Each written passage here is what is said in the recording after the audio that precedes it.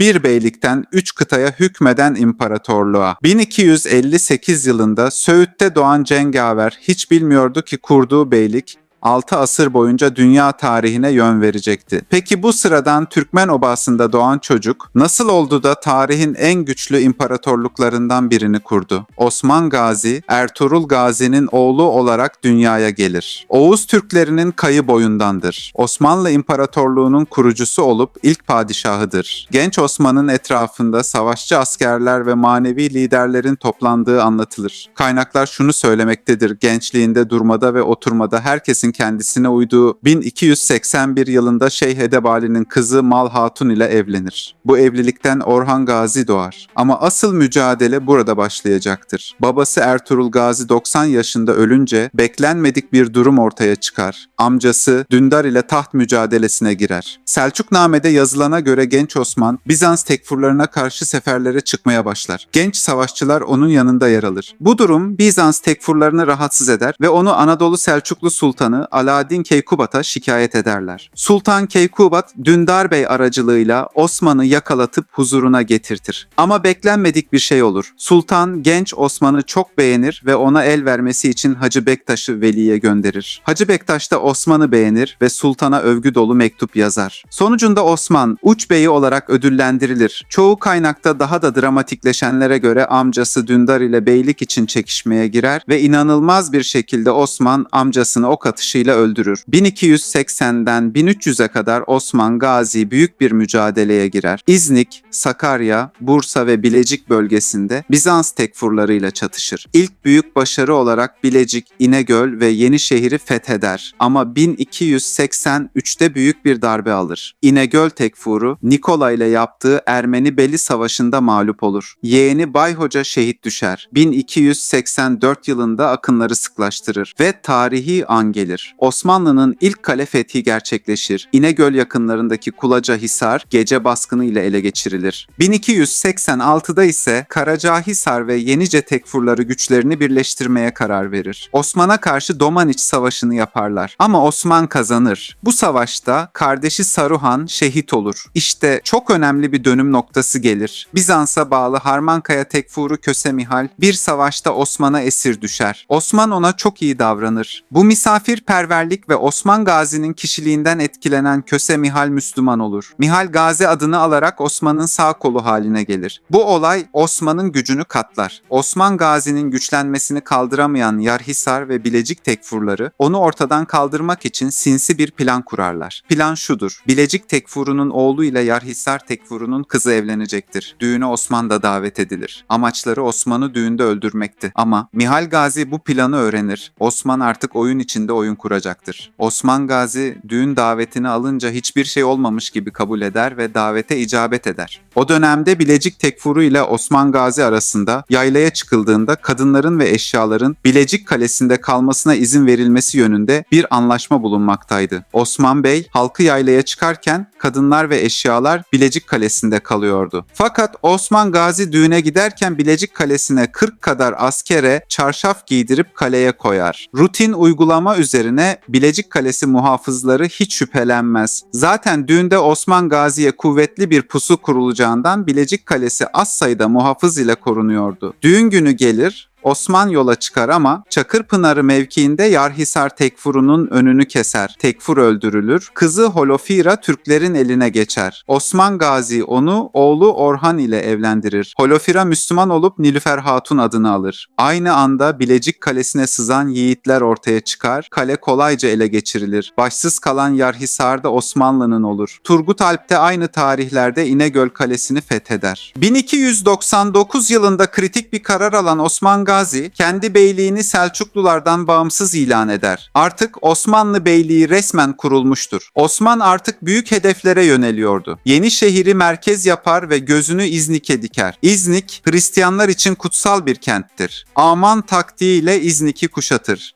Yani havale kuleleri kurarak şehri çevreler. Bu taktiğin amacı kaleyi çevreleyerek içeride yiyecek ve dışarı ile bağlantısı kesilen kalenin kendiliğinden teslim olmasıdır. Bizans İmparatoru durumun ciddiyetini anlar ve 2000 kişilik paralı alan askeri ordusu gönderir ve 1302'de tarihi Koyunhisar Savaşı gerçekleşir. Osmanlı kuvvetleri Bizans'ın düzenli ordusunu yener ve denize döker. Ama bu savaşta Osman Gazi'nin yeğeni Aydoğdu şehit olur. Osman durmak bilmiyordu artık.